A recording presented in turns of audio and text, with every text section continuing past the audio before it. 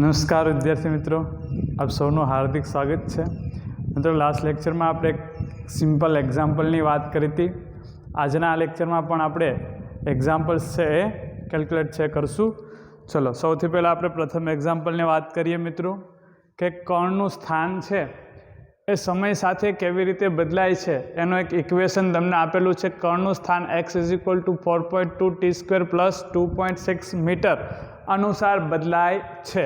તો પ્રશ્ન number 1, t = 0 થી t = 3 સેકન્ડના ગાળામાં સરેરાશ વેગ શોધો. તો બહુ સિમ્પલ પ્રશ્ન છે મિત્રો. સરેરાશ વેગ તમારે શોધવું હોય તો કેમ મળે? તો કે સ્થાનાંતરના છેદમાં સમયગાળો. તો સરેરાશ વેગ v બાર = સ્થાનાંતર Δx ના છેદમાં સમયગાળો Δt.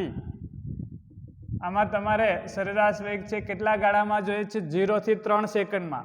તો 3 સેકન્ડે તમારું સ્થાન -0 સેકન્ડે સ્થાન, એટલે તમારું 0 થી 3 સેકન્ડમાં થયેલું સ્થાનાંતર મળે, અને છેદમાં 3 - 0 એટલે સમયગાળો. તો v બાર = 3 સેકન્ડે. હવે મિત્રો આને આપણે સમીકરણ 1 આપી દઈએ. એમાં સમીકરણ આને 2 આપીએ. કણનું સ્થાન છે એ કયા ઇક્વેશન અનુસાર બદલાય છે એને આપણે સમીકરણ 1 આપીએ. તો આપેલ છે કે મિત્રો પ્રશ્નમાં જ આપેલ છે કે કણનું સ્થાન x છે એ કયા ઇક્વેશન અનુસાર બદલાય છે? તો કે 4.2 t² + 2.6 મીટર અનુસાર બદલાય છે. આને આપણે સમીકરણ 1 આપી દઈએ. હવે મિત્રો સમીકરણ 1 પરથી t = 0 સમયે કણનું સ્થાન x શું થશે? તો કે 4.2 × 0 એટલે 0 + 2.6 એટલે 2.6 મીટર થશે. અને 3 સેકન્ડે, ત્રીજી સેકન્ડે કણનું સ્થાન શું થશે મિત્રો? તો કે 4.2 × 3² એટલે 9 અને વત્તા 2.6.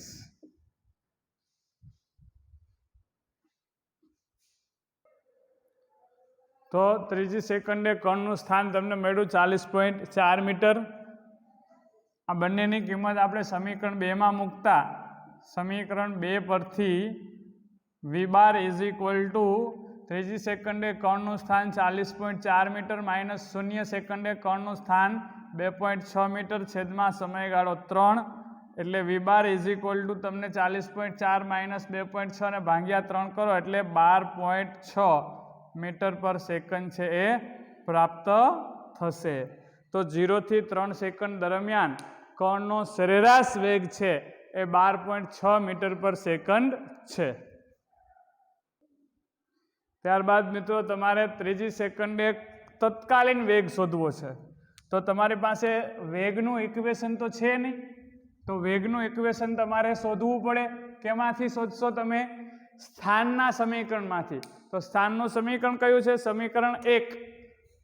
તો મિત્રો તત્કાલીન વેગ v = dx/dt પરથી સ્થાનનું સમયની સાપેક્ષમાં વિકલન. તો સમીકરણ 1 પરથી x સ્થાન સમય સાથે કયા ઇક્વેશન અનુસાર બદલાય છે? 4.2 t² + 2.6. હવે તમને મિત્રો વિકલન તો આવડે છે બહુ સારી રીતે, તો બંનેનું સેપરેટ વિકલન કરી દો. d/dt of 4.2 t² વત્તા d/dt of 2.6. ચલો, અહીંયા 4.2 અચળ પદ છે એટલે વિકલનની બહાર આવી જાય. t² નું વિકલન 2t થાય. ઘાતને સહગુણક બનાવો, ઘાતમાં 1નો ઘટાડો કરો, વત્તા 2.6 તો અચળ પદ છે તો એનું વિકલન 0 થાય. એટલે 4.2 × 2 એટલે 8.4 t. આ તમને મિત્રો તત્કાલીન વેગનું ઇક્વેશન મળ્યું, જેને આપણે આપી દઈએ સમીકરણ નંબર 3. હવે મિત્રો તમારે કઈ સેકન્ડે તત્કાલીન વેગ શોધવો છે? ત્રીજી સેકન્ડે. તો ત્રીજી સેકન્ડે તત્કાલીન વેગ અથવા તો આપણે એમ લખીએ t = 3 સેકન્ડે તત્કાલીન વેગ v/3 = 8.4 × 3 એટલે આ કેટલા થશે? 8 × 3 = 24. 4 તેરી 12 એટલે 24 ને 1 25.2 મીટર પર સેકન્ડ. તો આ મળ્યું તમને ત્રીજી સેકન્ડે તત્કાલીન વેગ. તો બહુ સિમ્પલ એક્ઝામ્પલ હતો મિત્રો. એવો જ એક એક્ઝામ્પલ તમારે હોમવર્કમાં કરવાનો છે, જેનો ડેટા મેં અહીંયા તમને લખીને આપેલ છે. તો સેમ ટુ સેમ એક્ઝામ્પલ તમારે હોમવર્કમાં કરવાનો છે.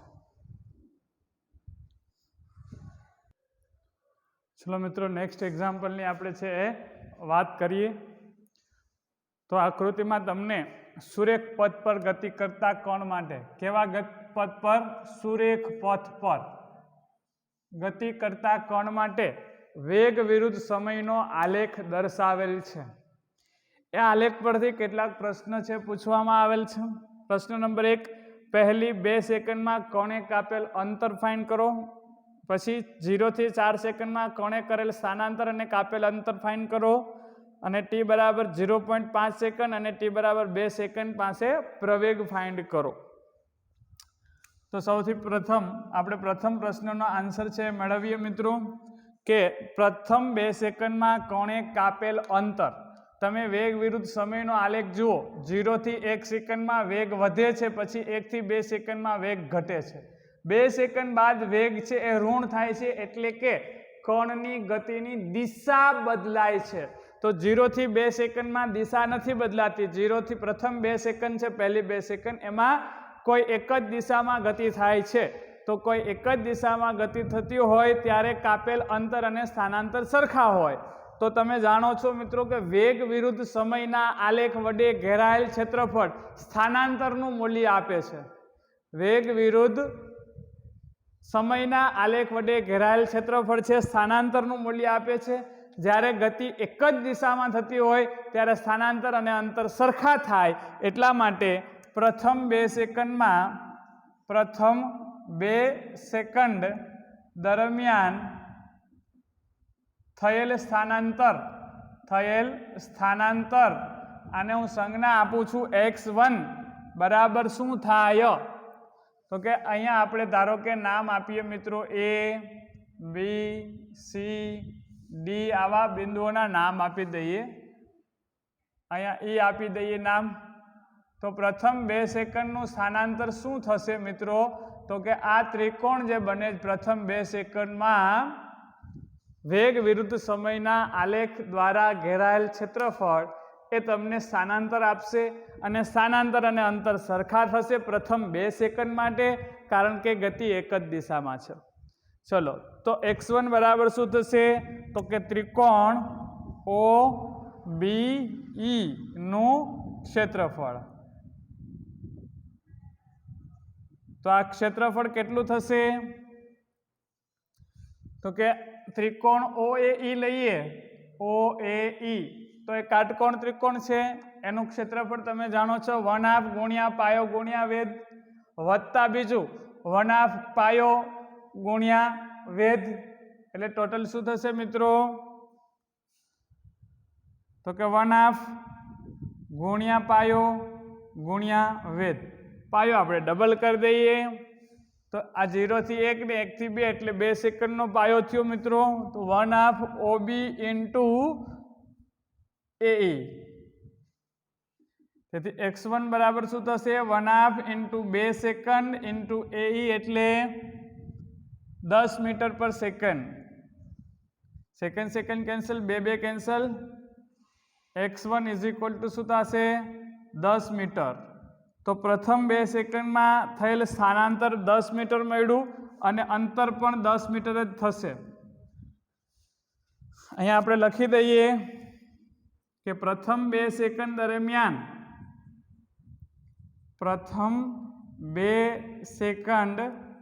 દરમિયાન ગતિની દિશા બદલાતી નથી. તેથી કાપેલ અંતર x1 બરાબર 10 મીટર, અથવા કાપેલ અંતરને આપણે x1 ડેશ કહીએ તો એ 10 મીટર થયું. चलो सेकंड क्वेश्चन लईए। 0 થી 4 સેકન્ડમાં કણે કરેલ સ્થાનાંતર અને કાપેલ અંતર। તો આપણે જેવી રીતે મિત્રો 0 થી 2 સેકન્ડમાં પ્રથમ 2 સેકન્ડમાં થયેલ સ્થાનાંતર શોધ્યું, એવી જ રીતે આપણે 2 સેકન્ડથી 4 સેકન્ડમાં થયેલ સ્થાનાંતર શોધીએ। થયેલ સ્થાનાંતર x2 = શું થશે મિત્રો? 2 થી 4 સેકન્ડ એટલે એમાં વેગ વિરુદ્ધ સમયનો આલેખ એની વડે ઘેરાયેલ ક્ષેત્રફળ શું થશે? તો કે ત્રિકોણ BFD નું ક્ષેત્રફળ એટલે શું થશે? વનાપ ગુણ્યા પાયો એટલે BD ગુણ્યા વેધ એટલે કે CF। આ વનાપના વનાપ BD એટલે 4 - 2, CF એટલે -10, 4 - 2 એટલે 2 2 કેન્સલ, તો -10 મીટરનું સ્થાનાંતર થશે મિત્રો 2 થી 4 મીટર। 2 થી 4 સેકન્ડ દરમિયાન કણ -10 મીટરનું સ્થાનાંતર કરશે। તેથી 0 થી 4 સેકન્ડ દરમિયાન થયેલ સ્થાનાંતર x બરાબર શું થશે? તો કે 0 થી 2 દરમિયાન થયેલ સ્થાનાંતર વત્તા 2 થી 4 દરમિયાન થયેલ સ્થાનાંતર, એટલે 0 થી 4 નું સ્થાનાંતર મળે। આ +10 છે વત્તા આ -10 છે, તો 0 થી 4 સેકન્ડમાં કણ દ્વારા થયેલ સ્થાનાંતર 0। કારણ કે મિત્રો તમે આલેખમાં પણ જોઈ શકો છો કે 0 સેકન્ડે કણ ક્યાં છે તો નથી બતાવ્યું, પરંતુ આ તો વેગ વિરુદ્ધ સમયનો આલેખ છે, પરંતુ આ રીતે ગણતરી કરીને તમે જોઈ શકો છો 0 થી 2 સેકન્ડમાં થયેલ સ્થાનાંતર +10 મીટર એટલે કે કોઈ એક બાજુ છે। 2 થી 4 સેકન્ડમાં 10 મીટર પણ માઇનસ છે એટલે કે વિરુદ્ધ બાજુમાં 10 મીટરનું સ્થાનાંતર થયું। તો જ્યાં હતો ત્યાં કણ પાછો આવી ગયો તો સ્થાનાંતર થશે 0। ચલો કાપેલ અંતરની જો વાત કરવામાં આવે મિત્રો, કાપેલ અંતરની વાત 0 થી 4 સેકન્ડ દરમિયાન કાપેલ અંતરની જો વાત કરીએ, કાપેલ અંતર એને આપણે x' કહીએ, તો કાપેલ અંતરમાં તમારે x1 નો મોડ વત્તા x2 નો મોડ લેવાનો છે। એમાં તમારે માઇનસને ધ્યાનમાં લેવાનો નથી। તો એ શું થશે મિત્રો? 10 મીટર વત્તા 10 મીટર એટલે થશે 20 મીટર। તો કાપેલ અંતર છે ને એ 20 મીટર થશે। ક્લિયર? બહુ સિમ્પલ છે। હવે તમારે 0.5 સેકન્ડ અને 2 સેકન્ડ પાસે પ્રવેગ શોધવાનો છે। પ્રવેગ તો વેગ વિરુદ્ધ સમયના આલેખ પરથી પ્રવેગ કેમ મળે? તો કે ભાઈ વેગ વિરુદ્ધ સમયના આલેખનો ઢાળ, વેગ વિરુદ્ધ સમયના આલેખને કોઈ બિંદુએ દોરેલ સ્પર્શકનો ઢાળ તે બિંદુએ તત્કાલીન વેગ આપે છે। વેગ વિરુદ્ધ સમયના આલેખને કોઈ બિંદુએ દોરેલ સ્પર્શકનો ઢાળ તે બિંદુએ તત્કાલીન પ્રવેગ આપે છે।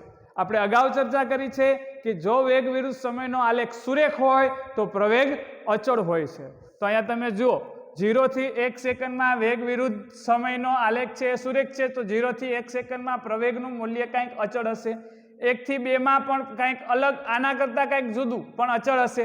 2 થી 3 સેકન્ડમાં કંઈક અચળ, તો આમાં તમને અચળ પ્રવેગી ગતિ છે એ જુદા જુદા ગાળામાં આપેલી છે। તો 0.5મી સેકન્ડે તમારે પ્રવેગ જોતો, આ 0 અને આ 1, તો 0.5મી સેકન્ડે પ્રવેગ જોતો હોય તો આ બિંદુને હું P બિંદુ કહું અથવા તો P1 બિંદુ કહું। તો P1 બિંદુ પાસે પ્રવેગ તમારે શોધવું હોય તો તમે OE રેખાનો ઢાળ શોધી લો। OE રેખાનો ઢાળ તો તમને 0.5મી સેકન્ડે પ્રવેગ મળી જાય। તો ત્રીજા પ્રશ્નનો આપણે જવાબ મેળવીએ કે 0.5મી સેકન્ડે પ્રવેગ એને આપણે સંજ્ઞા આપીએ A1 બરાબર શું થશે? તો કે OE રેખાનો ઢાળ। OE રેખાનો ઢાળ કેવી રીતે ફાઇન થશે મિત્રો? તો કે આ ખૂણો આપણે ધારો કે થીટા ધારીએ, આ ખૂણાને થીટા, તો tan થીટા એટલે ઢાળ થાય। તો સામેની બાજુ AE ના છેદમાં પાસેની બાજુ OA, રેખાનો ઢાળ OE રેખાનો ઢાળ એટલે સામેની બાજુ AE, છેદમાં પાસેની બાજુ OA. AE છે એ 10 મીટર પર સેકન્ડનો ડિફરન્સ છે અને OA છે એ 0.5 સેકન્ડનો ડિફરન્સ છે. તો તમને A1 બરાબર 10/0.5 એટલે કે 100/5 એટલે કે 20 મીટર પર સેકન્ડ સ્ક્વેર છે એ પ્રાપ્ત થશે. તો 0.5મી સેકન્ડે પ્રવેગ મળી ગયો. એવી રીતે મિત્રો બીજી સેકન્ડે પ્રવેગ જોઈએ. બીજી સેકન્ડે પ્રવેગ તો તમે EB રેખાનો ઢાળ શોધી શકો અથવા તો BF નો ઢાળ શોધી શકો અથવા તો આખી EF રેખા, કારણ કે આ બધું એક જ છે, સુરેખ જ છે, એટલે EB નો ઢાળે શોધી શકો, BF નો ઢાળે શોધી શકો અને એવી રીતે EF નો આખો ઢાળ શોધવો હોય તો પણ શોધી શકાય, તમને જેમ અનુકૂળ આવે એમ. ચલો 2 સેકન્ડે પ્રવેગ, એને આપણે સંજ્ઞા આપીએ A2. તો A2 બરાબર શું થશે? મેં તમને કીધું એમ EB રેખાનો ઢાળ પણ શોધી શકો, BF નો પણ શોધી શકો અને EF નો પણ શોધી શકો. A2 = EF રેખાનો ઢાળ. એવી રીતે આ કોઈ પણ બિંદુ તમે A થી C સુધીનું કોઈ પણ સમય લ્યો, એટલે કે 1 સેકન્ડથી 3 સેકન્ડ વચ્ચેનો ગમે તે સમય લ્યો, પ્રવેગ કેટલો આવશે? A2 જેટલો. એવી રીતે 0 થી 1 સેકન્ડ વચ્ચેનો કોઈ પણ સમય લ્યો, પ્રવેગ કેટલો આવશે? A1 જેટલો. રાઈટ? તો EF નો ઢાળ શું થશે? EF નો ઢાળ મેળવવા માટે મિત્રો સામેની બાજુ છેદમાં પાસેની બાજુ આપણે લેવી પડે. અહીંયા હું ધારો કે F' બિંદુ કહી દઉં. આ ખૂણો થીટા હોય તો tan થીટા એટલે ઢાળ થાય, એટલે સામેની બાજુ થાય EF'. EF' છેદમાં પાસેની બાજુ થાય A થી C કયો કે પછી FF' કયો, A થી C કયો કે FF' કયો. ચલો તમે પ્રારંભિક બિંદુ તમારું E છે, અંતિમ બિંદુ F છે, તો E થી F સુધી પહોંચો તે દરમિયાન વેગમાં થયેલો ફેરફાર એટલે F' - E એટલે એ થશે -10. જો F' પાસે અહીંયા તમને લખી દઉં, F' - E છેદમાં C - A. F' પાસે વેગ શું છે? અંતિમ બિંદુ પાસે વેગ તો કે -10 માઇનસ પ્રારંભિક બિંદુ E પાસે વેગ શું છે? +10 છેદમાં અંતિમ બિંદુ આપણું C પાસે સમય શું છે? 3 સેકન્ડ માઇનસ પ્રારંભિક સ્થાન A પાસે સમય 1 સેકન્ડ એટલે -10 - 10 એટલે -20. 3 - 1 એટલે 2. તો જવાબ આવશે -10 મીટર પર સેકન્ડ સ્ક્વેર. -10 મીટર પર સેકન્ડ સ્ક્વેર.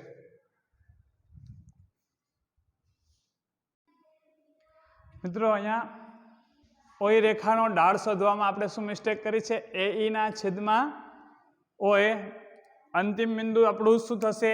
E માઇનસ પ્રારંભિક બિંદુ A અપોન OA માં અંતિમ બિંદુ આપણું A - O, એટલે A અને E વચ્ચેનો ડિફરન્સ છે 10 - 0 એટલે 10 છેદમાં આવશે A બિંદુ પાસે સમય શું છે? A બિંદુ પાસે સમય 1 - 0 એટલે આન્સર શું આવશે? 10 મીટર પર સેકન્ડ સ્ક્વેર. રાઈટ? તો આપણે એક વેગ વિરુદ્ધ સમયના આલેખ પરથી માગેલ પ્રશ્નો છે એ મેળવ્યા. ચલો મિત્રો નેક્સ્ટ એક્ઝામ્પલ આપણે લઈએ. એમાં શું કહે છે કે અચળ પ્રવેગી ગતિ કરતી ટ્રેનના 2 છેડા કોઈ એક બિંદુ પાસેથી પસાર થાય ત્યારે તેમની ઝડપ અનુક્રમે u અને v છે. તો આ જ બિંદુ પાસેથી પસાર થતી વખતે ટ્રેનના મધ્ય બિંદુની ઝડપ કેટલી હશે? તો મિત્રો તમને એક ટ્રેન આપેલ છે, જોજો એક ટ્રેન સરસ મજાની તમને આપેલી છે. મિત્રો આ એનું એન્જિન છે ટ્રેનનું અને આ એના કોચિસ છે, ડબ્બાઓ જેને આપણે કહીએ. આવી ટ્રેન તમને એમ કહે છે કે મિત્રો અચળ પ્રવેગી ગતિ કરે છે અને જ્યારે તે કોઈ એક બિંદુ પાસેથી પસાર થાય છે, દાખલા તરીકે આ એક બિંદુ આપણે લઈ લઈએ, ચલો O બિંદુ લઈ લઈએ, O બિંદુ. તો આ ટ્રેન જ્યારે O બિંદુ પાસેથી પસાર થાય છે, તમને એમ કહે છે કે ટ્રેનના બે છેડા એટલે સ્વાભાવિક છે એક એન્જિન હશે ને એક પાછળનો છેડો હશે, એ પસાર થાય આપેલ બિંદુ પાસેથી કોઈ એક બિંદુ પાસેથી, એ બિંદુ આપણે લઈ લીધું કયું બિંદુ? ઓ બિંદુ. તો ઓ બિંદુ પાસેથી પસાર થાય ત્યારે તેમની ઝડપ અનુક્રમે યુ અને વી છે. એટલે કે એન્જિન છે ઓ પાસેથી પસાર થાય જ ને ત્યારે ટ્રેનની ઝડપ કેટલી છે? યુ.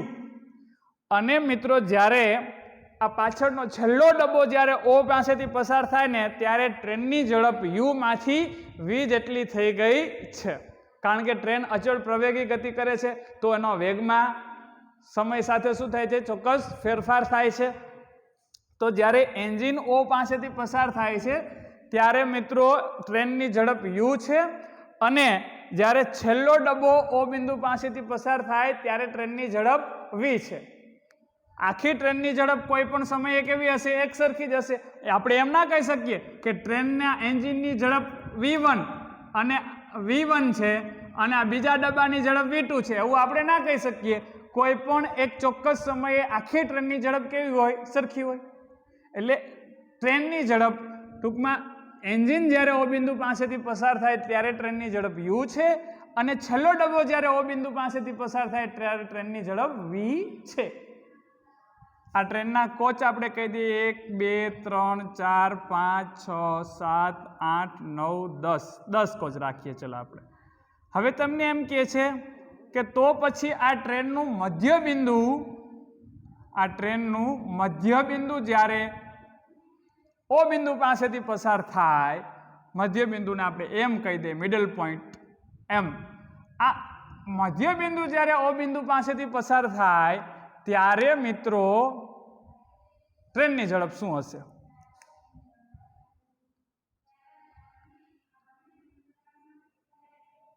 ત્યારે ટ્રેનની ઝડપ શું હશે એ તમારે શોધવાની છે.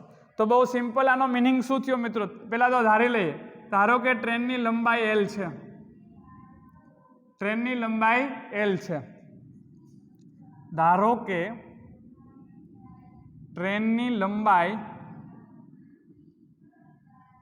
L છે. હવે તમને પ્રશ્નમાં શું કીધું કે જ્યારે એન્જિન ઓ બિંદુ પાસેથી પસાર થાય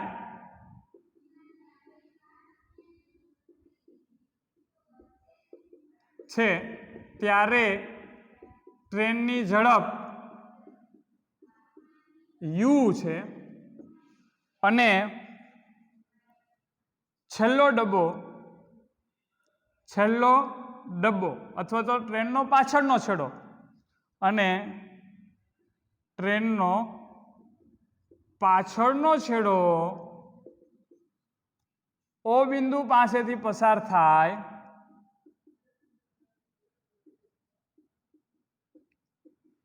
ત્યારે ટ્રેનની ઝડપ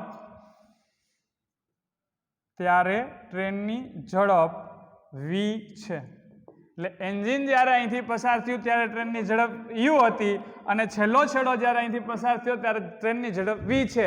તો મિત્રો એનો મતલબ શું કે જ્યારે L જેટલું અંતર કપાય, ટ્રેનની લંબાઈ જેટલું અંતર કપાય ત્યારે ટ્રેનની ઝડપમાં થયેલ ફેરફાર છે એ કેટલો છે? u માંથી v જેટલી ઝડપ થાય છે. એટલે કે આપણે અહીંયા લખીએ ડિસ્ક્રિપ્શનમાં, એટલે કે L જેટલું અંતર કપાય એટલે કે ટ્રેન L જેટલું અંતર કાપે ત્યારે તેની ઝડપ u માંથી v થાય છે.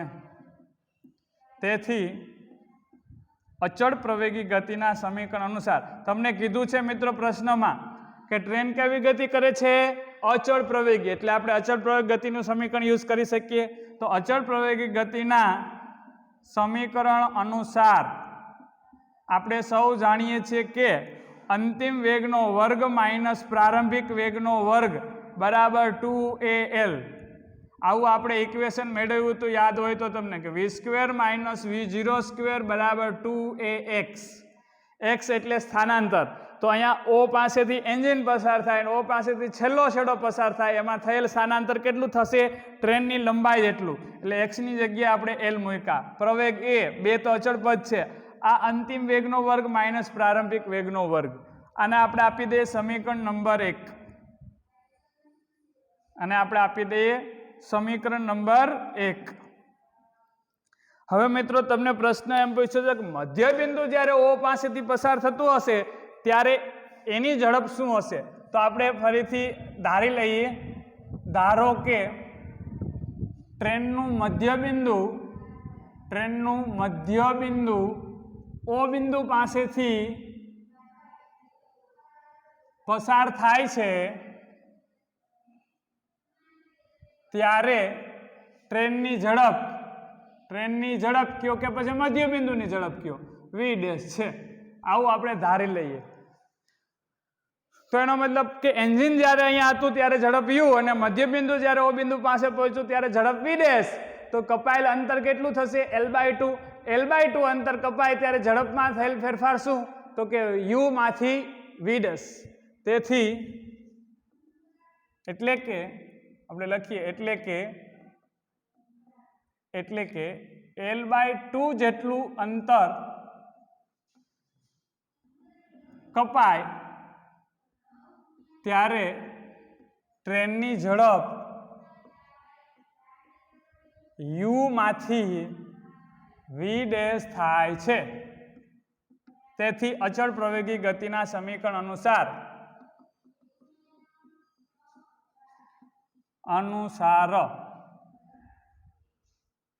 શું થશે મિત્રો? અંતિમ વેગનો વર્ગ માઇનસ પ્રારંભિક વેગનો એટલે v dash square minus u square બરાબર 2ax. x હવે L/2. આને આપણે આપીએ સમીકરણ નંબર 2. V square minus v0 square બરાબર 2ax પરથી હવે સ્થાનાંતર L/2 છે, અંતિમ વેગ વી ડેશ છે, પ્રારંભિક વેગ યુ છે. અહીંયા સાદુરૂપ તમે આપો તો 2 કેન્સલ થશે, એટલે આને આપણે સમીકરણ 2 ના આપીએ અને આને આપી દઈએ કે v dash square minus u square બરાબર 2 કેન્સલ થઈ ગયા a ઇન્ટુ એલ. સમીકરણ નંબર 2. હવે મિત્રો આપણને સમીકરણ જે 2 શરત આપી હતી એ 2 શરત ઉપરથી આપણે 2 સમીકરણો મેળવી લીધા. હવે શોધવાનું શું છે? મધ્યબિંદુ પસાર થતી હોય ત્યારની ઝડપ એટલે વી ડેશ તમારે શોધવું છે. 2 સમીકરણમાંથી વી ડેશ શોધવું છે. પ્રશ્નની અંદર શું આપેલું છે? યુ અને વી. તો જવાબમાં યુ અને વી ચાલશે. પ્રશ્નમાં જે નથી આપ્યું એ જવાબમાં એ પદ ના આવવો જોઈએ. પ્રશ્નમાં જે આપેલ છે એ પદ જવાબમાં ચાલશે. યુ અને વી ના પદમાં તમારે જવાબ મેળવવાનો છે. તો ધારેલી બાબતો શું છે? એક એલ અને એક પ્રવેગ એ. તો એ અને એલ નો લોપ કરવો હોય તો સામું દેખાય છે તમને સમીકરણ 1 અને 2 પરથી. એલ ની કિંમત અહીંથી ઉપાડીને અહીંયા મૂકી દો અથવા અહીંયામાંથી આમાં મૂકી દો અથવા તો ગુણોત્તર લઈ લો, ગમે તે રીતે લોપ કરી શકો એલ નો. રાઈટ? તો સમીકરણ 1 અને 2 નો ગુણોત્તર લેતા આવે. સમીકરણ 1 અને 2 નો ગુણોત્તર લેતા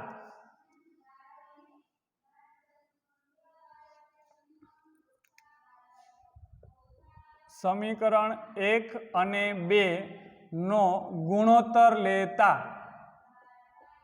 ચલો 1 ની ડાબી બાજુ છેદમાં 2 ની ડાબી બાજુ તો v square minus u square છેદમાં v dash square minus u square બરાબર જમણી બાજુ છેદમાં જમણી બાજુ એટલે 2al ના છેદમાં al એટલે al કેન્સલ થયા મિત્રો. હવે સાદુરૂપ આપવાનું છે v square minus u square બરાબર 2 v dash square minus 2 u square. U square ને આ બાજુ આવવા દઈએ તો v square minus u square plus 2u square એટલે પ્લસ યુ સ્ક્વેર બરાબર 2 વી ડેશ સ્ક્વેર થશે. તો આના પરથી સાદુરૂપ આપવું એટલે વી ડેશ સ્ક્વેર બરાબર યુ સ્ક્વેર વત્તા વી સ્ક્વેર છેદમાં 2 અને તેથી વી ડેશ બરાબર વર્ગમૂળમાં યુ સ્ક્વેર વત્તા વી સ્ક્વેરના છેદમાં 2. આ તમારો ફાઇનલ જવાબ કે મિત્રો જ્યારે કોઈ ટ્રેન કોઈ એક બિંદુ પાસેથી પસાર થાય ત્યારે જ્યારે એન્જિન પસાર થયું હતું એ બિંદુ પાસેથી ત્યારે ઝડપ યુ હતી અને છેલ્લો ડબ્બો પસાર થયો ત્યારે ઝડપ વી હતી. તો મધ્ય બિંદુ તે જ બિંદુ પાસેથી પસાર થાય ત્યારે ટ્રેનની ઝડપ વર્ગમૂળમાં u square plus u square by 2 જેટલી હશે.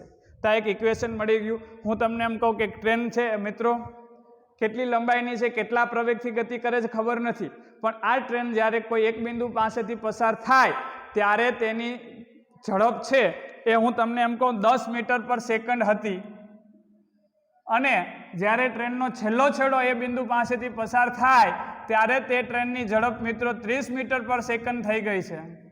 જ્યારે કોઈ એક બિંદુ, દાખલા તરીકે બિંદુ આપણે ઓ બિંદુ લઈ લીધું, ઓ બિંદુ પાસેથી એન્જિન પસાર થયું ને ત્યારે ઝડપ શું હતી? 10 મીટર પર સેકન્ડ. ઓ બિંદુ પાસેથી છેલ્લો ડબ્બો પસાર થયો ને ત્યારે ઝડપ વધીને કેટલી થઈ ગઈ? 30 મીટર પર સેકન્ડ. તો ઓ બિંદુ પાસેથી મધ્ય બિંદુ પસાર થતું હોય ત્યારે ટ્રેનની ઝડપ શું હોય? તો આ સમીકરણ પરથી શોધી શકો. એ હોમવર્કમાં શોધવાનું. v' બરાબર u² પ્લસ v²/2 એટલે 10 નો સ્ક્વેર 100 વત્તા 30 નો સ્ક્વેર 900, 100 વત્તા 900 એટલે 1000, 1000 ભાગ્યા 2 એટલે વર્ગમૂળમાં 500, વર્ગમૂળમાં 500 એટલે 5 ગુણ્યા 10, 5 ગુણ્યા 100, 100 નું વર્ગમૂળ 10 એટલે જવાબ આવશે 10√5. 10√5 આ તમારો જવાબ આવશે. રાઈટ.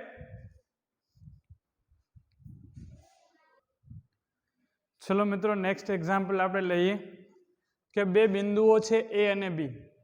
આ બે બિંદુઓ પાસેથી અનુક્રમે 252 કિલોમીટર પ્રતિ કલાક અને 144 કિલોમીટર પ્રતિ કલાકના વેગથી શરૂ કરી અને બે કણ એ થી બી તરફની દિશામાં અનુક્રમે -4 મીટર પર સેકન્ડ સ્ક્વેર અને 8 મીટર પર સેકન્ડ સ્ક્વેર જેટલા પ્રવેગથી ગતિ કરે. સાબિત કરો કે આ કણો બે વખત એકબીજાને મળશે અને કયા કયા સમયે અને ક્યાં ક્યાં મળશે તે ગણવાનું છે, તથા એ અને બી વચ્ચેનું અંતર છે એ 36 મીટર જેટલું પ્રશ્નમાં આપેલું છે. તો પહેલા તો પ્રશ્ન સમજો મિત્રો. બે બિંદુઓ છે, એક એ બિંદુ અને એક બીજું બી બિંદુ. એ બિંદુ આપણે ઉદ્ગમ બિંદુ તરીકે વિચારીએ તો એ બિંદુ પાસે x બરાબર 0 મીટર થશે અને બી બિંદુ પાસે x બરાબર 36 મીટર થશે, કારણ કે એ અને બી વચ્ચેનું અંતર તમને 36 મીટર આપેલું છે પ્રશ્નની અંદર. બરાબર છે. એ બિંદુને આપણે ઉદ્ગમ બિંદુ તરીકે લઈ લઈએ અને બી બિંદુ એ બિંદુથી 36 મીટર દૂર છે, એટલે એ બિંદુ પાસે x બરાબર 0 મીટર અને બી બિંદુ પાસે x બરાબર 36 મીટર.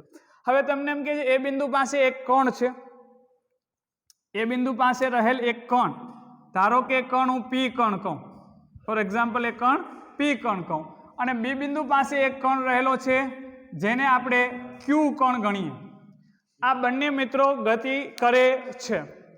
એ બિંદુ છે એ કેટલા વેગથી ગતિ કરે છે? 252 કિલોમીટર પ્રતિ કલાકથી. અને બી ક્યુ કોણ છે, ક્યુ કોણ અથવા બી પાસે જે કોણ છે એ કોણ 144 કિલોમીટર પ્રતિ કલાકના વેગથી ગતિ શરૂ કરે છે. કઈ દિશામાં? એ થી બી તરફની, મતલબ કે ધન x દિશામાં. એ થી બી તરફની દિશા મતલબ કે ધન x દિશામાં એ ગતિ કરે છે. એ પી વાહન છે અથવા તો પી કોણ છે એનો પ્રવેગ છે -4 મીટર પર સેકન્ડ સ્ક્વેર અને બી છે એનો પ્રવેગ છે 8 મીટર પર સેકન્ડ સ્ક્વેર. -4 મીટર પર સેકન્ડ સ્ક્વેરનો મતલબ શું થાય કે એના વેગમાં દર સેકન્ડે 4 મીટર પ્રતિ સેકન્ડનો ઘટાડો થતો જાય છે. 8 મીટર પર સેકન્ડ સ્ક્વેરનો મતલબ શું થાય? દર સેકન્ડે વેગમાં 8 મીટર પ્રતિ સેકન્ડનો વધારો થતો જાય છે. રાઈટ. તો આ બે કોણ એકબીજાને ક્યાં મળશે, કેટલી વખત મળશે એ ગણવાનું છે. તો પહેલા તો ડિસ્ક્રિપ્શન લખીએ. તમને કીધું છે એ મુજબ કે પી કોણ, એ બિંદુ પાસે રહેલ પી કોણ, એ બિંદુ પાસે રહેલ પી કોણ ની પ્રારંભિક ઝડપ અથવા તો પ્રારંભિક વેગ, એ કોણનો પ્રારંભિક વેગ v1 બરાબર 252 કિલોમીટર પ્રતિ કલાક છે. કિલોમીટર પ્રતિ કલાકને મીટર પર સેકન્ડમાં ફેરવવું હોય તો 252 ગુણ્યા 1000 ભાગ્યા 3600 એટલે તમારો આન્સર તમને પ્રાપ્ત થશે 70 મીટર પર સેકન્ડ. એવી રીતે મિત્રો બી બિંદુ પાસે રહેલ ક્યુ કોણનો પ્રારંભિક વેગ એને આપણે v2 કહીએ, જે તમને આપેલ છે 144 કિલોમીટર પ્રતિ કલાક. એસઆઈ એકમ મીટર પર સેકન્ડમાં તમે એને કન્વર્ટ કરો તો તમને મળશે 40 મીટર પર સેકન્ડ. આ બંનેના પ્રારંભિક વેગ છે. પછી મિત્રો પી પી કણનો પ્રવેગ આપ્યો છે તમને A1 બરાબર -4 મીટર પર સેકન્ડ સ્ક્વેર અને ક્યુ કણનો પ્રવેગ A2 તમને આપેલ છે મિત્રો 8 મીટર પર સેકન્ડ સ્ક્વેર. એક પી કણનો પ્રવેગ -4 મીટર પર સેકન્ડ એટલે મતલબ દર સેકન્ડે વેગમાં 4 મીટર પર સેકન્ડનો ઘટાડો નોંધાય. તો પ્રારંભમાં કેટલો 70, તો 1 સેકન્ડ બાદ કેટલો હશે 4 ઘટી જાય એટલે કેટલો હશે 66. 2 સેકન્ડે 66 માં 4 જાય એટલે 62. ત્રીજી સેકન્ડે 58, ચોથી સેકન્ડે 54, પાંચમી સેકન્ડે 50.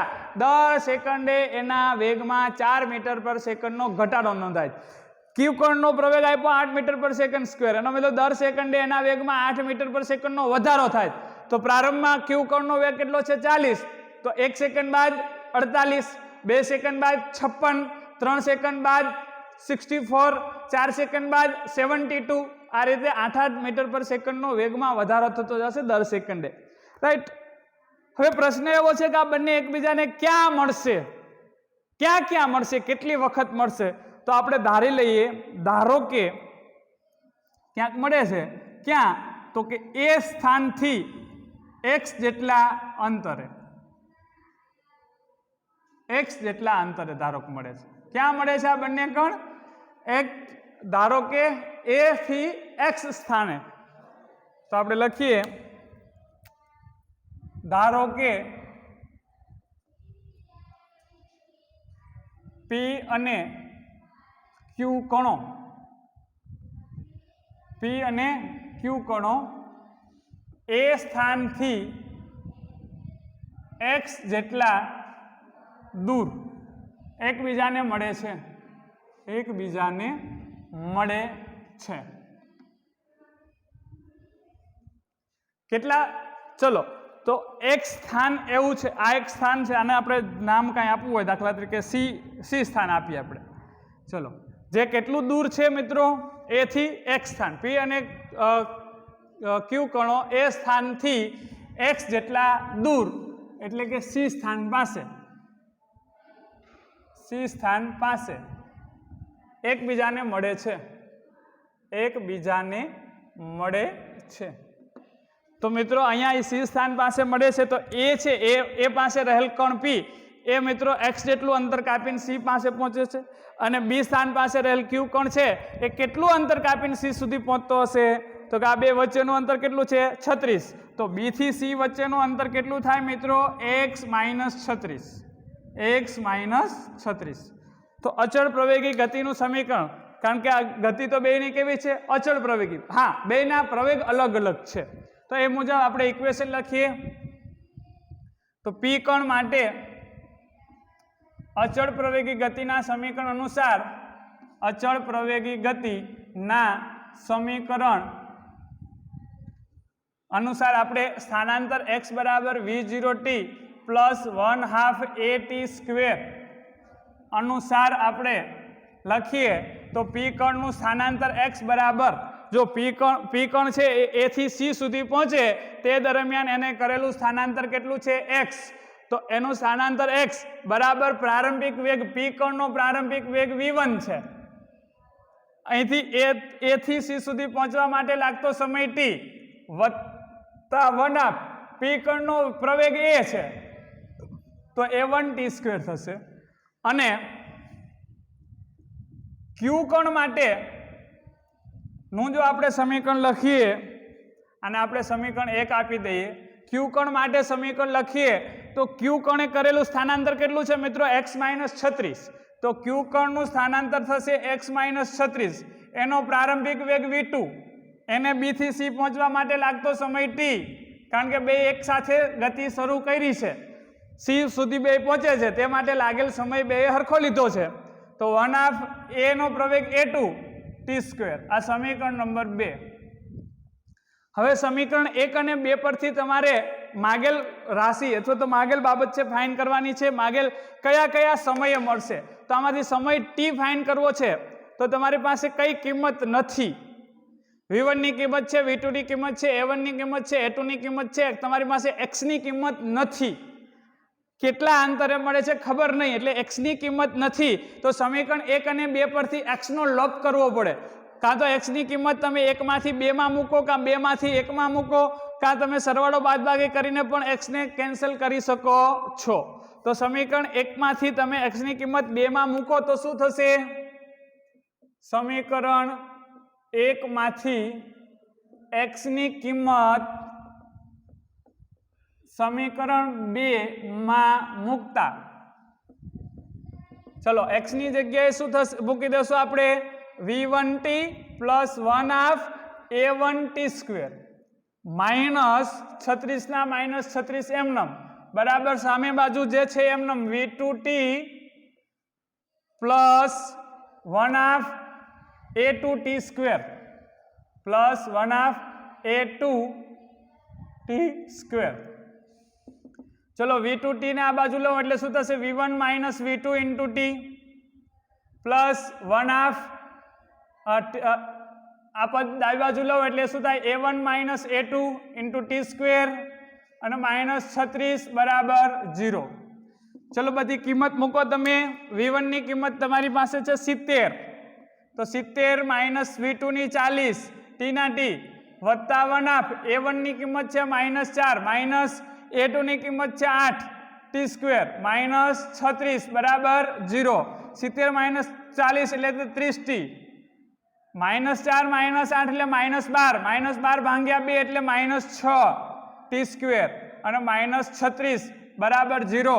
માઇનસ કેન્સલ કરીએ તો 60 સ્ક્વેર -30t અને +36 બરાબર 0. 6 કોમન લઈ અને 0 ના છેદમાં જવા દે એટલે t સ્ક્વેર -5t વત્તા 6 બરાબર 0. દ્વિઘાત સમીકરણ બની ગયું. ઉકેલ તમને આવડે. t + 3t - 2 એટલે કે t -5 મેળવવા તો t - 3 અને t - 2 બરાબર 0. તેથી t બરાબર 2 સેકન્ડ અથવા t બરાબર 3 સેકન્ડ. તો મિત્રો આ બે સમય મળ્યા કે પોતાની ગતિની શરૂઆત કરે બે કણો, પછી બીજી સેકન્ડે અને ત્રીજી સેકન્ડે તેઓ મળશે એકબીજાને. તેઓ એકબીજાને ક્યાં મળશે? એક બીજી સેકન્ડે મળશે ને એક ત્રીજી સેકન્ડે મળશે. એક બીજી સેકન્ડે અને એક ત્રીજી સેકન્ડે. તો કેટલી વખત મળશે? 2 વખત મળશે. કેટલામી સેકન્ડે? બીજી સેકન્ડે અને ત્રીજી સેકન્ડે. ક્યાં ક્યાં મળશે? સ્થાન ગણવું હોય સ્થાન, તો સમીકરણ 1 અથવા 2 માં તમે t ની કિંમત મૂકીને x ગણી શકો છો. તો સમીકરણ મિત્રો 1 અને 2 માં, સમીકરણ 1 અથવા 2 માં t ની કિંમત મૂકીને સમીકરણ 1 માં t બરાબર 2 મૂકતા તમને સ્થાન મળશે બીજી સેકન્ડે સ્થાન.